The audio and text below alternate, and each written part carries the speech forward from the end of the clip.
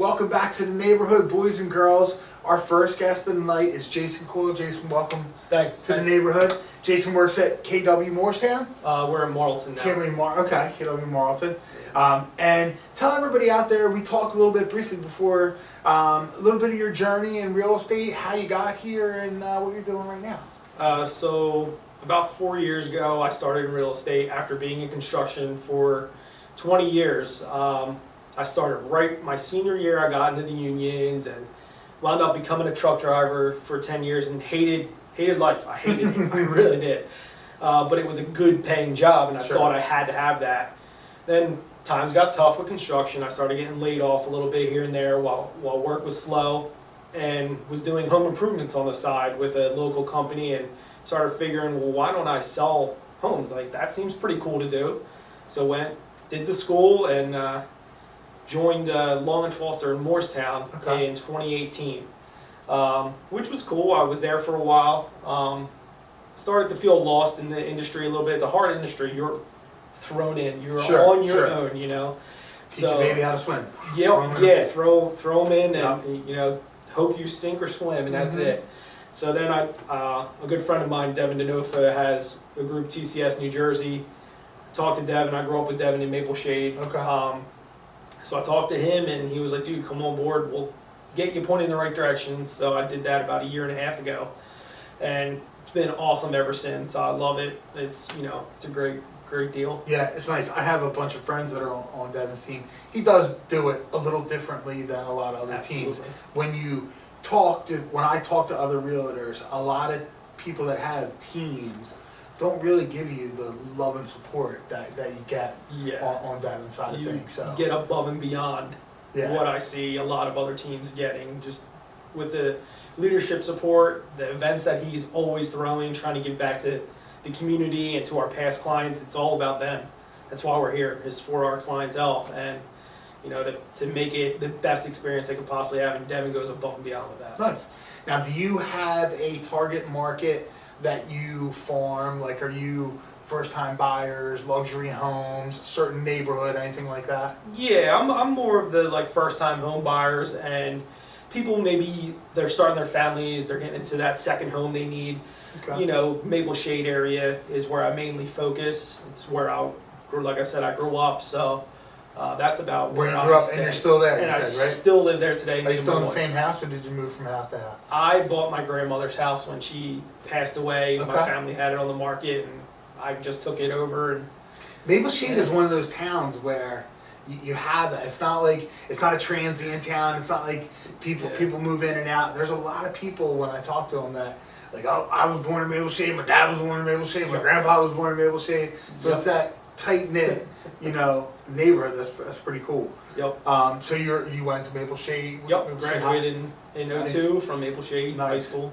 Nice.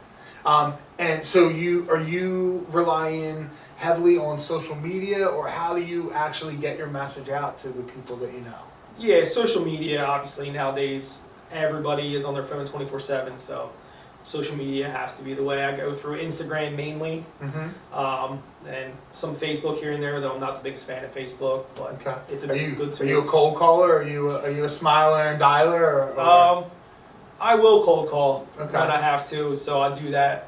Some I should do it more, but mainly it's a lot of word of mouth. Cold calling is tough, man. Yeah. People don't know.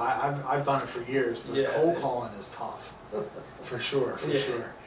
So, how about, what was you don't have to talk about this specific person, but have you had a nightmare transaction where kind of somebody dropped the ball, or it wound up getting delayed a couple times and you were just ugh? Oh man. Yeah, I mean, you always have, every deal is different. You find underground oil tanks that were not supposed to be there. Oh yeah. And then it delays it for 2 months. Some people who, hey, I never got a permit for this, and call and tell them themselves with the township, what are you doing? Yeah. You're killing me, but that's crazy. We settle it, we work it out, and get it done. Okay, now what about, have you had one client that would stick out to you, that's my favorite client, or this was the moment where you knew in your heart, I really want to do this forever because of the way they reacted, or yes, my first client ever, 4 years ago. was a young couple with a young kid. They were in their early 20s. We're looking at $80,000 foreclosures, and talked to them, had a good mortgage lender that got them approved, and we wound up getting them a $175,000 house, and she cried and was so happy, never thought she could own a house unless it was literally falling apart and had put $100,000 into it over years. And it was a nice, good house for them, and she cried at the closing table, and that was like the moment I felt like this is it. This is definitely where you want to be. Yeah. This is way better than construction. Yes. And truck driving. Yeah. Awesome. All right, so let's go fast forward to June of 2024. Where do you see yourself? What goals do you have set, and where would you like to be at that month? So 2 years from now, I would still hope I'm still with TCS New Jersey, Devin's team. I really do love it here. Hopefully being a top guy in the Burlington County, South Jersey area. Okay. Hopefully being able to service hundreds of people a year would be my goal. Sure. I mean, we're not far off of that. So, that's basically where I want to be. I would like to be living in Marlton, Mount Laurel, Maple Shade, somewhere.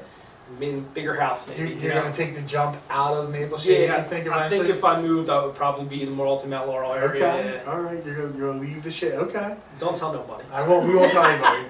We'll edit that part. All right. So, sports or music? Oh, both. I played guitar for 30 years. I traveled the country in a band, but I'm also a huge football guy. Okay. So here's your question. You could have any person who passed away come back to you. Who would it be, and what 2 songs would you want to see them perform live? Ooh, that's a good one. I would have to say, man, I don't know. Maybe Kurt Cobain. Okay. Kurt Cobain. I don't even care what song. It's like Smells Like Teen Spirit, Come As You Are, any Nirvana song. Dude was a legend. Yeah. So I would definitely. I didn't get a chance to see them live ever. I've seen almost every other band live, so that'd be an awesome answer. Yeah. Awesome. Jason, thanks so much for coming by. Thanks, Jim. Awesome. We'll be right back with the next guest. Welcome back to the neighborhood, boys and girls. Our next guest is Jay Galante. Jay, welcome to the neighborhood, brother. Thanks for having me. Jay is at Remax. Remax, what's the Hometown. tag name? Remax Hometown. Been a realtor for a while. Tell us a little bit about, you talked to me a little bit, tell us a little bit about your journey in real estate business, your pre-real estate, because you were on the dark side, and how you got into real estate and where it led you. Yeah, for sure. Pre-real estate, I was a bartender for just about 13 years. I actually did my college internship with Disney. Not a lot of people know that. Started down there, worked my way up here, worked in a couple of the local establishments. I'm not going to give them free plugs, but ended up at PHH Mortgage. That was kind of the start of the journey. Started out as a loan processor, a loan processing assistant. Moved on to loan processor. Ended up kind of learning what goes on behind the curtain through PHH and other mortgage ventures, and then again, I kind of just fell into being a realtor. A lot of taps on the shoulder, a lot of you should really kind of try this because you do know how to connect with people, you know how to talk to people. So kind of pulled the safety net out from underneath me and gave it a shot when, like I had mentioned to you, when my son was first born. We had the time to kind of dedicate to the classes, and not a rocky start or anything like that, but just like most people, kind of start out slow and ramped up from there, and just a few years into it, everything just kind of snowballed and started to click, and here I am. Nice. Now you are from a.k.a. and you tend to farm that area, correct? Yeah, that's pretty correct. a.k.a., Chislehurst, Hamilton, Berlin-Borough, Berlin, Winslow, Voorhees. My parents actually lived on shore, so just a couple weeks ago I sold a couple of things in like the Stone Harbor area. Nice. So basically, anywhere the road wants to bring me, I'm willing to go. Okay. For sure. Besides, we know your website. You're a client of Brian Klug, who actually does my website and does all our stuff. Besides that, how do you get business in 2022? Are you a big social media person? Are you more the Google stuff? How do you generate your business? That's a good question. Both. Both? So word of mouth, number one. Always. It's got to be that way.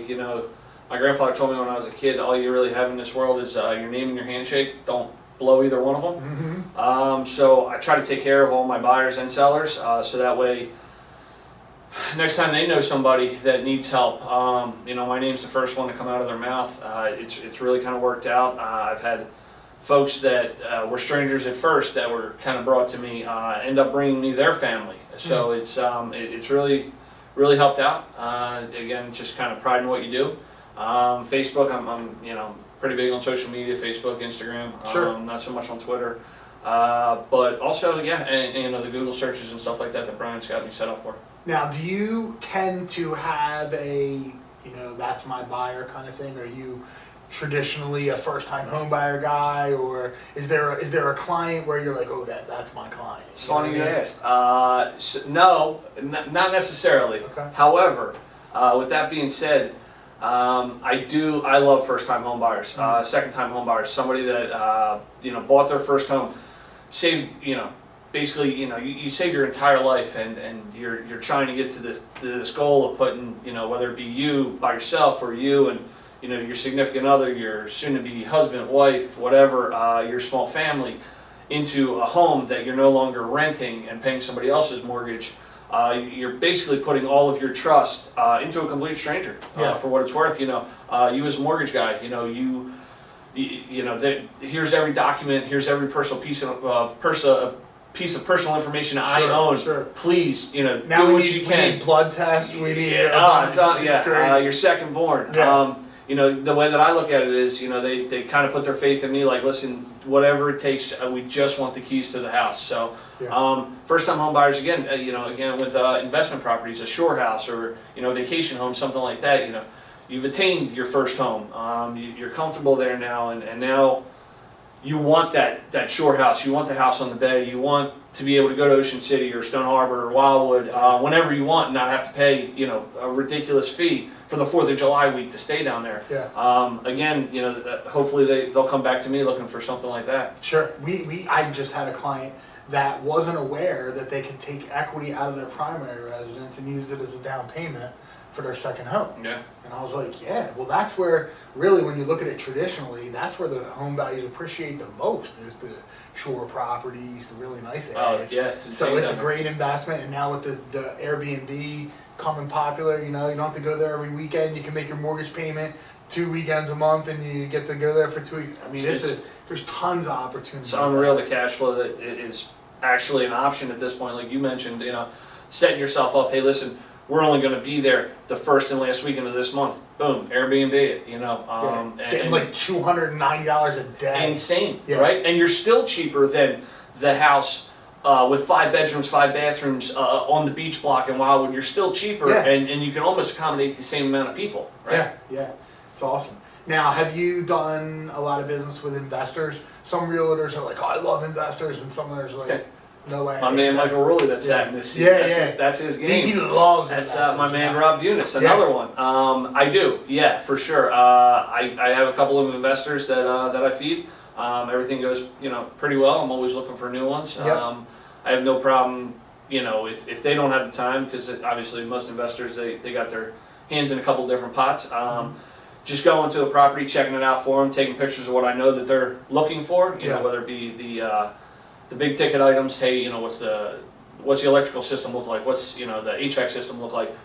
Maybe if I can send them a synopsis of 5 to 8 pictures that I know that are big ticket items to them, it saves them it's not driving around gas prices right now, it saves them the trip. It might be a little bit closer for me anyhow, and being that I work out of my house, it's really no big deal for me to kind of scoot around town. Nice. Okay, let's go. We went backwards in your past. Let's go forward. 2 years from now, June 2024. Where's Jay Galante? What are some of your goals? Some of your little bullet points you hope to check off on that road from here to there? Complacency is not something that I'm okay with. I'm and some people are, and that's fine. Sure. You know, I'm always looking to get better every single year, whether it be volume, you know, dollar amount, something like that. Long-term goal, yeah, anybody that knows me personally, I'm a boat guy, I'm a shore guy. Put me by the water every day, so I would love to have a place in the Keys. Okay. And Airbnb it, because I can't live there right now. My son is in second grade going into third, so we're up here until that 12th grade piece of paper gets put in his hand, but that doesn't mean that we don't like to vacation. We try to travel once every few months, whether it be like a long weekend or a full week or something like that. Fortunately, the job that I'm in kind of gives me the luxury to navigate the buoys. Yeah. Now, are you a boat fisherman or just a let's go on trip? Yes to all of the answers. All right. I always tell people, you know, if you put me in the mountains, I'd be dead in 24 hours. But you put me on a boat, put me on the water, and I'll be fine with what I have on. What's the best place you ever fished? Florida Keys. You don't even have to finish that question. Yeah, Florida Keys is the fishing capital of the world. Yeah. We actually went there in February with another family, which are you know good friends of ours. Our sons are the same age. You know, they hang out all the time. So it was awesome for me and the adults to see. First, everybody caught fish, but second, to see the kids' faces when they were pulling up. You know, bright, colorful fish that they're not used to seeing in the murky waters in New Jersey. Right. It was awesome. Yeah. What's your best fish you caught? I don't know. Or like your most proud? You know, my wife usually beats me. Yeah, she's got the hot hand lately. She caught a nice flounder this weekend. Nice. Mahi, you ever catch mahi? I haven't. That's on my bucket list. Oh. You know, and funny because my son is now also on board, and you know the first one that we pull up, I tell him all the time, it's going over the mantle. Yeah, it's definitely going. I caught a mahi in the Bahamas. Never caught a marlin. Never caught one of the big sail. You know what I mean? Yeah, one of the sport fish. Yeah. Mahi was like a 4-person charter boat. Very cool. Mahi, and I caught an African pompano, which is like something that's not really around there that much. It's this thin fish that's really tall. So it fought me for an hour and 45 minutes. I thought I had like a 300-pound shark. You pulled up the bottom, right? I pulled it up, and it was like, it was like, whatever, 15 pounds or 20 pounds, but it was so big with the torque that the body had. I fought this thing, and it came up, and the dude was like, oh my God, that's an African pompano. And I'm like, can we eat it? I don't know. Yeah, nice. It was crazy. I'm not the biggest fisherman in the world. I don't like surf fishing. I'll do a little bit of striper fishing, but if you go on a boat, if you're going like sport fishing, more, I'm down with that. Yeah, I'll do cool, very cool. Yeah. So what if you tomorrow? Here's your personal question. Tomorrow you wake up, you read the newspaper, and you won $2 million. What's the first place you're spending your money? That's not a whole lot of money anymore. I know it's not. 10 years ago, that question, I changed my answer. I'm a risk analyst by nature, so I'm paying off my mortgage first of all. Okay. I'll invest some.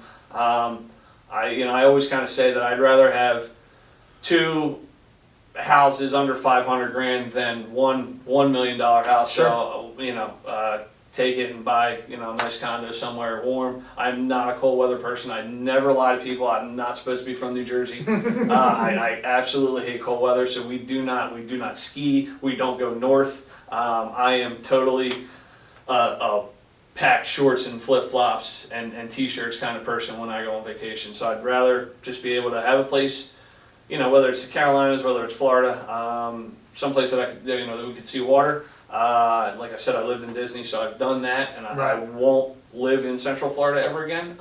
It was great while it lasted, but that's not the Florida you see in pictures. I just would love to be able to have a place that, going back to our previous conversation, I could determine when I'm going. Like, oh, we got a long weekend. Let's just, go stay in Florida for a couple days. That'd be awesome. And we're going to put it out in the universe real quick. Tomorrow night? No, Friday. Yeah, tomorrow night. Yeah. Tomorrow night you're going to the Phillies game. Tomorrow night you're going to the Phillies game. Yeah. And you're bringing your son, who is newly impressed with Mike Trout. Loves him. You got a sign. You got some other stuff. This isn't going to air until after it happens. He's not on Facebook. We're going to put Thank it God. out in the universe at first, and we're going to see what happens. But you're bringing a ball and you're bringing a sign, Yep. and you're hoping to get his attention because you're right on the Yeah. third base line. Hopefully, I get a phone call Monday morning from you. Yo, we got the ball sign. Yeah, dude, you'll see pictures before that. Yeah, I'm sure. I'll post them right away. If he can get Trout to sign a baseball or something for him, man, that would That's great. that would really kick off his birthday weekend right away. That's awesome. Jay, thanks so much for coming by. Thanks for having me, man. Have an It's awesome been a pleasure. night. We'll be right back with the next guest. Welcome back. Our next guest is Sarah Gladden from the Property Alliance. Hi. Sarah, welcome to Mr. Mortgage's Neighborhood. Thanks Thank you for coming by tonight. So let's talk a little bit about how you got into the real estate business. What happened where you're like, I want to sell houses? Well, actually, I didn't want to do it at first. Okay. At least not as a real estate agent. So my aunt in Virginia, I was kind of between jobs, and she said, why don't you come over to the office? She worked for Remax at the time.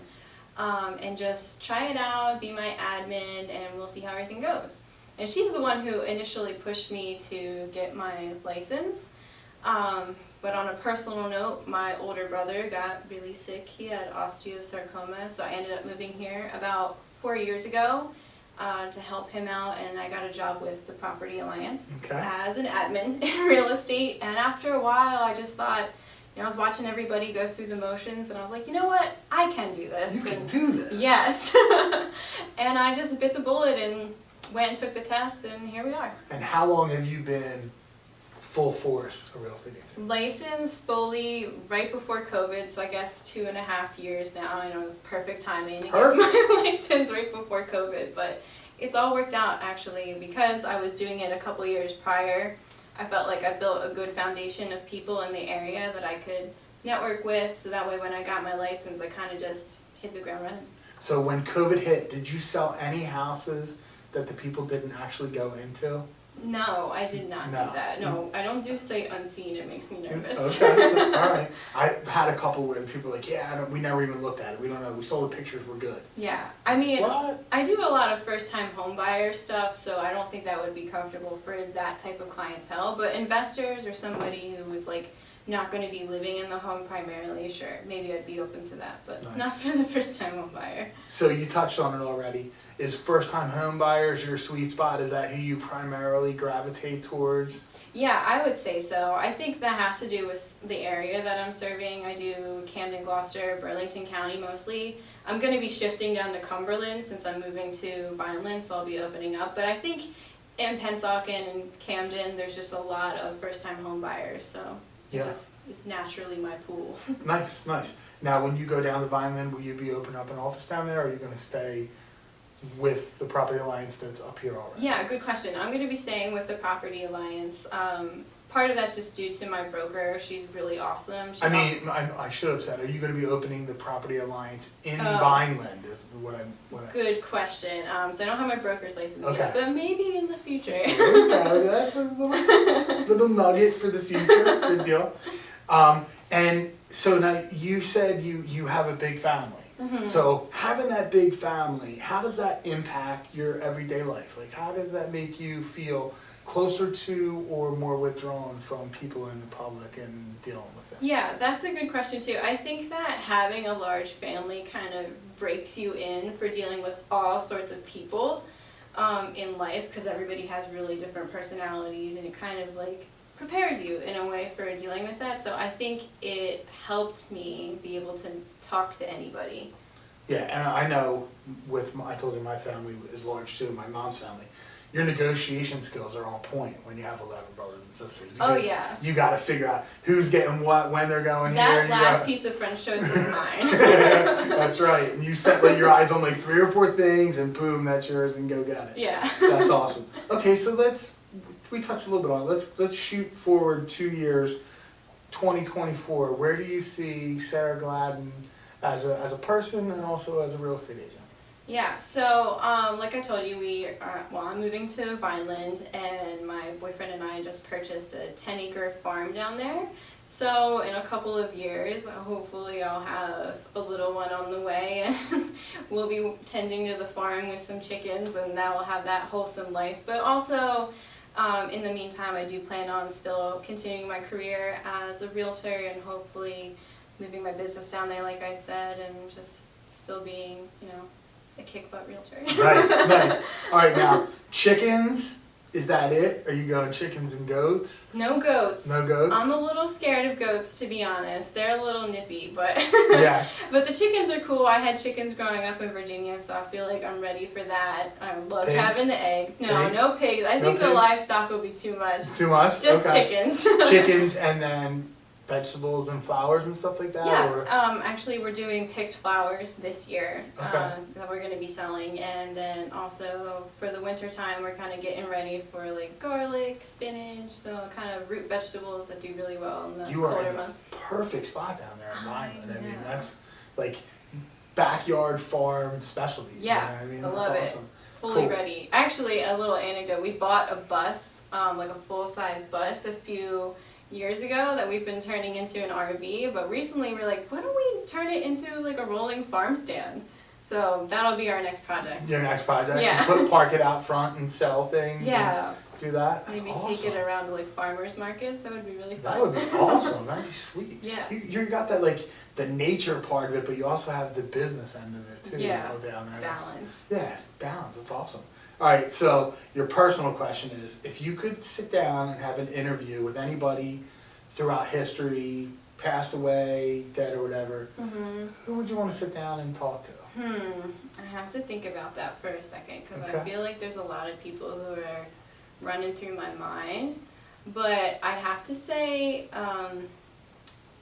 maybe Martin Luther King. I just think that he did so much for his community, and it's just very overwhelming and impressive. And he just always kept his composure, but like really fought for what he believed. I just think he'd be like master negotiator, but also just a cool dude to talk with. That would be awesome. That would be that's one of the better answers that we've had, because a lot of people go personal and deep, but it's not normally, a connection like that. Martin Luther King would be an awesome, person to talk to for a little bit. You see Yeah. the specials about him, and just the way that, like you said, he kept us cool.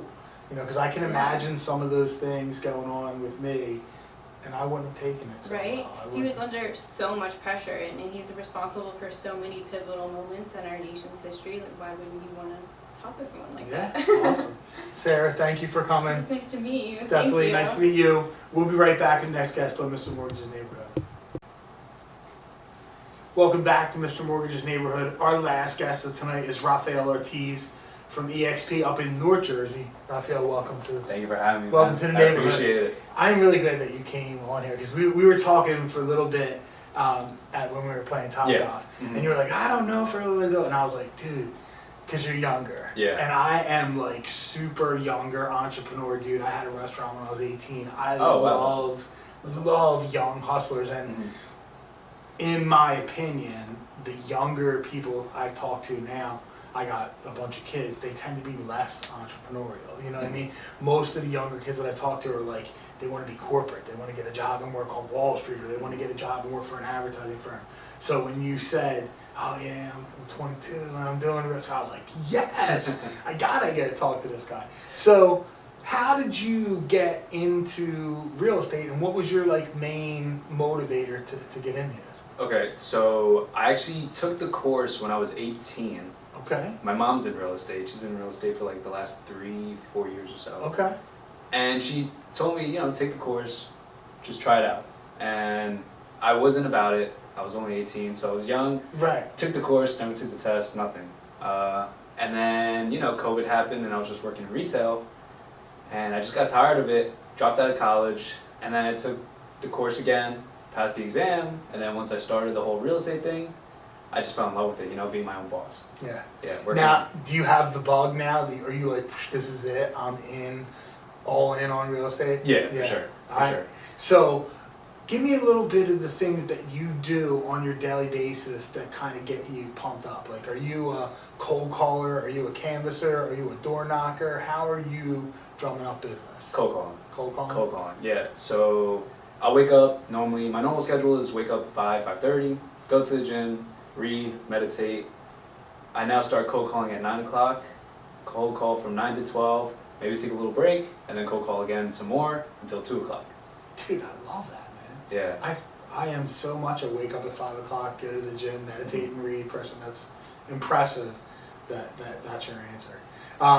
Who are you cold calling? Are you calling expires? Are you calling just? So right now I just circle prospects. So I'll just call neighborhood. If a house sold in the area, I'll be like, oh hey, you know, a house sold. But now I've actually changed it up. I'm gonna cold call for 3 hours the neighborhoods, and then some days I'll cold call expireds, and then the other days I'll cold call for semi-owners. Okay. And what's been your favorite transaction? Like, what's the one where you're like? Probably my most recent with Benito. Okay. Because when we told him that it was clear to close, the buyer, he started crying on the phone. I remember that transaction. And, you know, we had to delay the closing for some things a whole month. So when we finally got the clear to close, Sure. they were ecstatic. Yeah. They were so happy, and just like, it got me emotional too, just like to see how happy they got. Yeah. Yeah. And you were talking before too, you're closer to the shore kind of areas, so Yes. you get like, you know, some of the really bigger properties, second homes, stuff like that. Yeah. Do you think that's going to be your target market moving forward, or are you going to stick with the first time home buyers? And I think just because of my age, I'm going to focus primarily on first time home buyers. Okay. Just because, you know, in the next few years, kids my age, they're going to start looking to buy their first houses. Right. Yeah. So that'll probably, for the time being, definitely be my main focus. Okay. Now you work for EXP, Mhm. and EXP does tend to be one of those technology-centered companies. Yes. Was that something that really stood out for you, like the products that they actually offer and the forward-thinking stuff that they have? Sorta. Sorta. I mean, the main thing for me was definitely, you know, the revenue share. Sure. Definitely the plan is for me and my mom, you know, down the line, once I grow a lot more, to get people to recruit. Okay. And then once they join under us, you know, all the money that we get in the revenue share, Mhm. that's just gonna go to my mom and dad. Right. That's awesome. Yeah, so just to help them when they retire, not have to worry. Yeah. Dude, that's Yeah. impressive with that kind That of is such a big reason why we joined EXP. So, I gotta ask you about your mom, Mhm. because it seems like she's such a big part of your life. What's your favorite thing about your mom? What this? Her humor, Okay. her work ethic. Is she tough? Oh, Is yeah. she hard on you? Oh, yeah. Yeah. Oh, absolutely. Awesome. Absolutely. She's a beast. She's demanding of you. What do you mean by that? Like, does she push you? Does she make you achieve stuff, or does she Yes, kind of? she tries to be very positive about everything, saying, Okay. you know, you gotta keep going. I mean, there's definitely times, like, almost at least one time during the day, every day, where I'm like, do I wanna keep on doing this, because nothing's really happening? And then, you know, my mom and dad, they actually own a commercial cleaning company together for the last 30 years, and they just tell me their story, you know, when they first started, it was really slow, and they had to do a lot on their own, but now, here they are 30 years later, they have a lot of employees working for them. Nice. So, you know, she just tries to encourage me with all that. Now, when you were growing up, did you think that was going to be the path that you went? Would be taking over the commercial cleaning store rather than this? Definitely. I mean, growing up, you know, in high school, I definitely thought like, oh, you know, my dad will retire and I'll just take over for him. But things changed. Yeah. Things definitely changed. What were you going to school for when you stopped going? The last thing was Spanish teacher. Okay. Yeah, I changed a lot. Okay. Changed Did a you lot. start going for business, or was it? First, it started as culinary, Okay. and then it switched to business, then to marketing, and then it switched to athletic trainer, then gym teacher, and then I stopped at Spanish teacher. All right. Yeah. That's awesome. Hey, listen, that's what I try to tell. I said it a couple of times. I have a bunch of kids. Mhm. I try to tell my daughter, like, whatever you're going to college for now, whatever you're thinking about going to college for, might not be what you do for your life. You know what I mean? Absolutely. But like, that's how you learn. You know, like Mhm. when I went to community college first before I went to a 4-year university, and you know, I took a bunch of different courses, and even to this day, I went to school to be a teacher. And like, my favorite course I ever took in college was geology. You know, because you learn about all the different rocks and the environment and all these different things that are there. So you just never know when you get in there. It's not like high school where it's just like the boring stuff that you have to do. Mhm. You can take all these different electives, and you never know what you're going to find that like sets you on fire. You know what I mean? All right, so let's talk about your little, not your personal life, but your somewhat personal life. What do you do for fun, relaxation, Friday night? you're a younger dude. You're not all work. You can't be all work. What do you do to have fun? When I'm not working, I play volleyball or coach volleyball. Okay. And that's literally it. The coaching volleyball season, coaching club, I was an assistant coach, and that just ended this past weekend. But now going into the summer, starting next week, it's going to be volleyball 3 times a week. Tuesdays, Wednesdays, and Thursdays. Nice. Are you a setter or Setter. You're a setter? Okay. Yeah. I play beach and indoor. Okay. I was not expecting that answer. Yeah. That's awesome. What do you like most about volleyball? Like I played when I was younger. I played a lot, and it was a team sport, but it was still a little bit one-on-one. So I still got to do the one-on-one stuff. What's your favorite thing about that? I would have to say, I guess just you have to be mentally strong Okay. to play volleyball and very aware of things. Yeah. I have to say those things. Okay. And now you're teaching and you're coaching. What age group are you? They're 15. 15? Okay. So not a huge age gap there. Was there ever anything where you thought like, man, if I was 5 years older, they would take me more seriously or things would be different?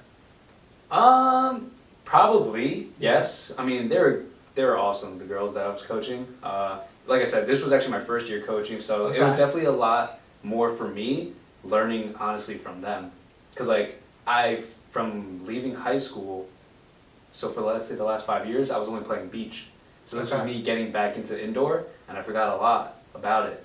So just like learning from the head coach and then from the girls, like it started all going back in and like me remembering like, oh, this is what we do in certain things, and It's Stuff one like of that. those things where you're doing something, but you're teaching, but you don't realize how much it's actually helping Yes. you to go in there and grow. yeah, for sure.